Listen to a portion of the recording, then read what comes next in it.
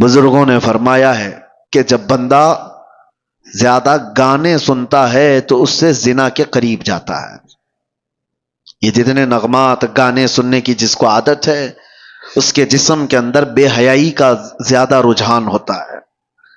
اور ایک بزرگ نے فرمایا کہ دنیاوی محبت کے گانے انسان کے دل میں نفاق پیدا کرتے ہیں، منافق بناتے ہیں. منافق سمجھتے ہو؟ منافق وہ آدمی جو دکھنے میں مسلمان ہے اندر سے کافر ہے، اندر سے کافر ہے. تو یہ تمام چیزوں سے اپنے آپ کو روک لو، شاید معاشرے کے اندر ایک انقلاب آ جائے. اللہ کے نبی صلی اللہ علیہ وسلم کو گواہ بنا کر کے اپنے آپ کو ہی کہو کہ آج سے میں یہ چیزیں نہیں سنوں گا. ارے روزانہ ہو سکے تو اللہ کا کلام ایک سورہ سن کر کے تو سو. دیکھو جسم کے اندر کتنا اثر پیدا کرتا ہے. تمہارے پاس ہاتھوں میں موبائل ہے، ایئر فون لگے ہوئے رہتے ہیں، گھنٹوں کیا کیا چیزیں سن رہے ہوتے ہیں، ریلز دیکھ رہے ہوتے ہیں. کاش ایک بار سونے سے پہلے بستر میں سورہ ملک سن کر کے سوتے، تبارک سن کر کے سوتے. میرے آقا صلی اللہ تعالی علیہ وسلم کی حدیثیں ہیں، وہ بندہ جب مر جاتا ہے قبر میں جاتا ہے تو یہ سورہ ملک اللہ کے پاس جاتی ہے اور جا کر کے رب تبارک و تعالیٰ سے جھگڑا کرتی ہے. یہ لفظ ہے، بحث کرتی ہے کہ اے اللہ یہ روزانہ مجھ کو تلاوت کرنے والا بندہ آج دنیا سے گیا ہے، اس کی بخشش کر دے، اسے معاف کر دے. جب تک رب تبارک و تعالیٰ معاف کرنے کا حکم نہیں کرتا تب تک وہ نہیں آتی. اللہ تبارک و تعالیٰ سے اس چیز کا مباحثہ کر رہی ہے، اس کے بعد پھر رب تبارک و تعالیٰ فرماتا ہے جا تیری سفارش پر میں اسے معاف کر دیا. تو حضور فرماتے ہیں سورہ ملک جنت میں جاتی ہے اللہ کا حکم پا کر کہ اللہ مجھے اجازت دے جنت میں جانے. جنت میں جا کر کے وہاں سے تکیا بچھونا اور لے کر کے آتی ہے خوشبوئیں، اور قبر میں آتی ہے اور آ کر کے اس میت سے کہتی ہے تجھے تھوڑی دیر ہو گئی، میں جنت سے یہ سارا سامان لے کر کے آ گئی. کون ہے ہمارا رفیق، کون ہے ہمارا دوست جو قبر میں جانے کے بعد یہ وہ بے حیائیوں کے گانے جن کو گانے کے بعد آدمی کافر بھی ہو جاتا ہے اور زنا کی طرف چلا جاتا ہے. کیا کر لو گے؟ یہ ساری چیزیں سن کر کے ہوتا کیا ہے؟ سوائے دماغ میں ٹینشن کے اور کچھ نہیں بھرتا. اور جب دنیا کی فکریں زیادہ ستائیں تو لوگ سمجھتے ہیں ایک کوئی گانا سن لیں، کوئی ایسا نغمہ سن لیں، سیڈ پوزیشن پہ آئے ہوئے ہیں، تمہارا سیڈ بڑھتا چلا جائے گا، غم بڑھتا چلا جائے گا. ایک علاج بتاتا ہوں، بہت زیادہ ٹینشن اور بہت زیادہ ڈپریشن کے شکار ہو جاؤ تو میرے مصطفیٰ کو یاد کرو.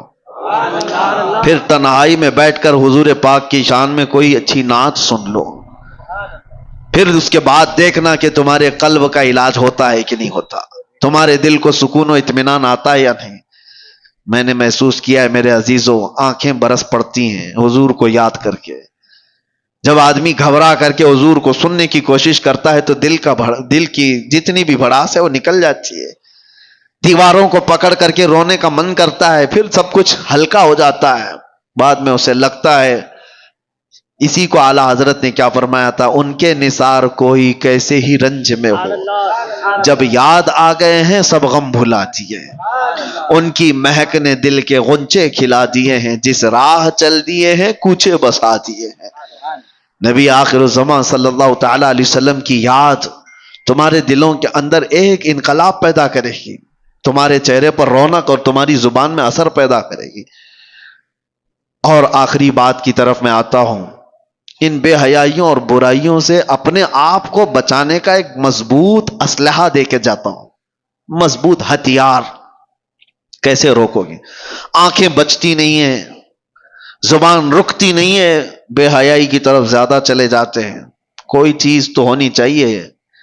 لوگ آج شارٹ کٹ علاج زیادہ چاہتے ہیں.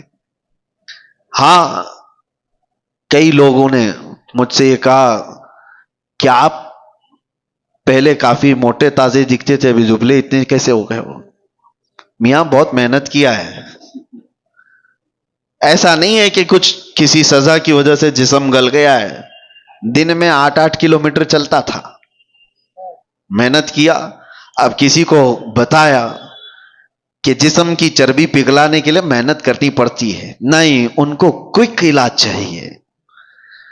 اور وہ ڈھونڈ رہے ہیں، اور بیوقوف ڈاکٹروں کے ہاتھوں میں جا کر کے اپنے آپ کو برباد بھی کرتے ہیں۔ کوئی ڈاکٹر کہا صبح سے شام تک 5 کلو کم ہو جائے گا، چلا گیا اس کے پاس بھی۔ یہ جو فطرت ہے نا، کوئک علاج چاہیے، نہیں میرے عزیزو، دنیا میں کوئی بھی اتنی آسانی سے چیز نہیں ملتی، اور جو مل جاتی ہے پھر وہ ڈپلیکیٹ ہو سکتی ہے۔ ہاں، ایک ہی چیز ہے کوئک علاج، وہ صرف اور صرف رب العالمین کا سجدہ ہے، بہت تیزی سے جو اثر لاتا ہے۔ اس کے علاوہ آپ دنیا میں کسی بھی چیز کو بغیر محنت کے حاصل نہیں کر پاؤ گے۔ میں جو بات عرض کر رہا ہوں، کوئی ہتھیار، کوئی اسلحہ ایسا جو ان بے حیائیوں پر کنٹرول کرنا مجھے سکھا دے۔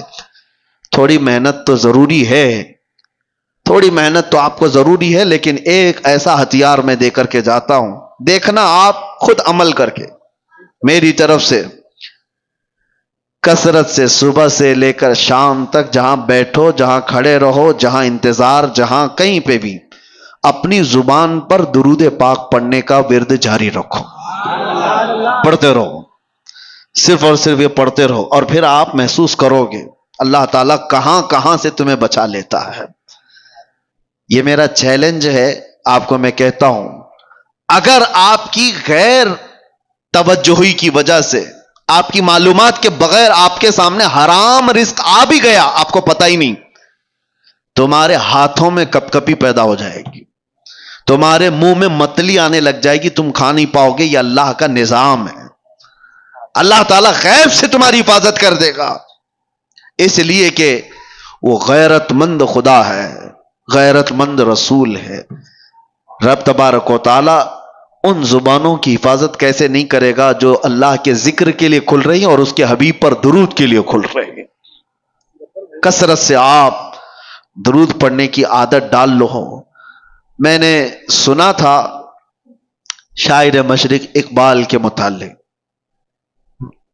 ڈاکٹر اقبال کو سنا ہوگا، ایک ہی شعر ہزاروں بار پڑھا گیا لیکن آج بھی اس میں ایک جان نظر آتی ہے کہ محمد سے وفا تو نے، تو ہم تیرے ہیں، یہ جہاں چیز ہے کیا، لوح و قلم تیرے ہیں۔ جملہ ہی تو ہے نا، شعر ہی تو ہے، ہزاروں شعروں پر بھاری شعر ہے۔